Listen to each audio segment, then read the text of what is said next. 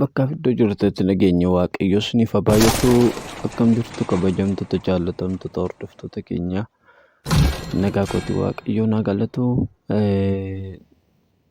Guyyaa irraa kana waan bareedaa tokko waliin ilaalla. Wanti nuti waliin barannus namoota viidiyoo adda addaa hojjechuudhaaf yaadanii yeroo tokko viidiyoon isin rakkisu yookaas viidiyoo argachuudhaaf TikTok irraa viidiyoo buuftanii gaafa fayyadamtan mallattoon TikTok jedhu yookaas armaan mallattoon namoota abbaa TikTokii sana viidiyoo irratti mul'atee yerootti namarra rakkisutu jira jechuudha.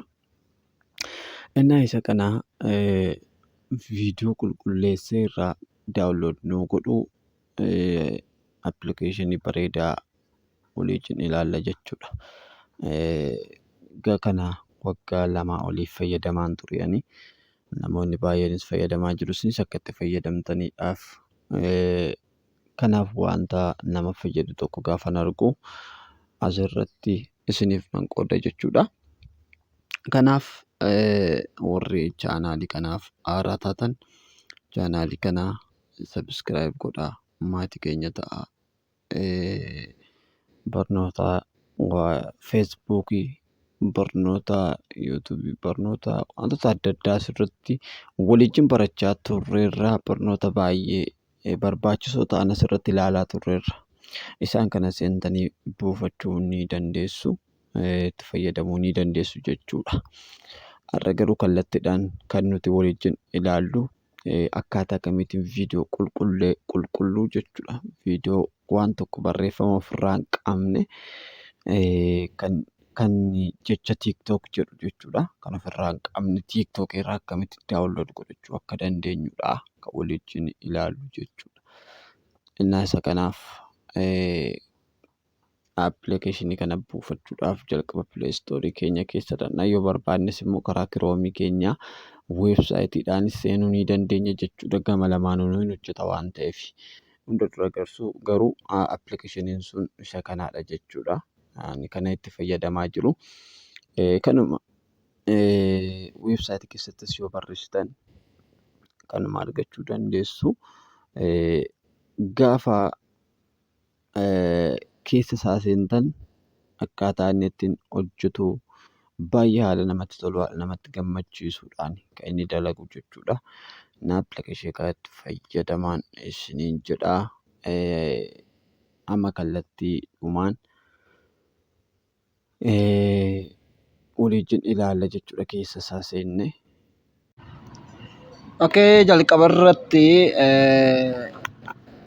TikTokii keenya keessa deemna jechuudha. TikTokii keenya keessa erga seennee booda viidiyoo nutti tole tokko achi keessaa fudhachuudhaan jechuudha. Fakkeenyaaf faarfannaa kana buusee liinkii yookaas koppii TikTokii akka irra hin jiraannetti qulqulluu viidiyoo kanarraa buusuu yoon barbaade jechuudha. Fakkeenyaaf kunoo bakka kanan tuqa jechuudha. Bakki kun isinitti argamti. Kunoo naannoo kana jechuudha. Sheerii mallattoo sheerii jettu kana al tokkoof nan tuqa. Ergan achi tuqee booda bakka kana dhufuudhaan liinkii sana koppii gochuun qaba jechuudha. Al tokko gaafa bakka sana tuqu koppii naa ta'a. Ergasii keessaa ba'eetanii as keessa dhufaa jechuudha. Kanan silaa daawunlood godhadhe keessan dhufaa jechuudha. Kunoo akkuma asitti argaa jirtan tikmeet appii kana keessa gaafan seenu kunoo bakka duwwaa kana fakkaatu naa fida jechuudha. Bakka duwwaa kana keessattan teesti godhaa jechuudha. Fakkeenyaaf yoo gadi qabdanii gootanis teesti yoo gootanis rakkoo hin qabu. Asuma yoo xuxxanis immoo rakkoo hin qabu jechuudha. Innaa achi keessatti ergan teesti godheen booda daawunloodiin godhaa jechuudha. Amma kunoo daawunlood naa gochaa jira. Kunoo asitti naa baasee jira. Kunoo Daawit Morkaa jedhee maqaa faarfannichaa fi daawunlood gochuu barbaada na gaafatee jira. Mee isuma jalqaba irra jiru kanaan daawunlood godha jechuudha. Al tokkoof gaafan tokko daawunlood naa gochaa jira jechuudha. beeksisi gaasiitti dhufu eksiidhaan keessaa bahuu dandeessu. Kana booda viidiyoo qulqulluutu isinii bu'aa jechuudha. Qeesitti agarsiisa kallattiidhaan viidiyoo bu'ee amma kun daawunlood naa ta'aa jira. Gaafa xumuroo qeesitti agarsiisa jechuudha. Eshi.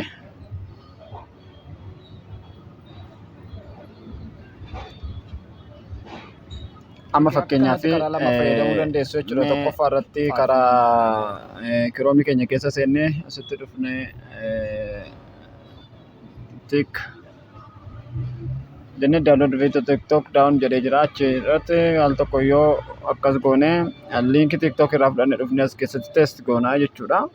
Ergasii booda waan daawunlood gochuu barbaanne as tokkodhaan daawunlood gochuu dandeenya. Kana malee appilikeeshiniidhaanis fayyadamuu ni dandeenya jechuudha. Kanaaf akkaataa kanaatiin fayyadamuu ni dandeessu warri asirratti fayyadamuu barbaanne jechuudha.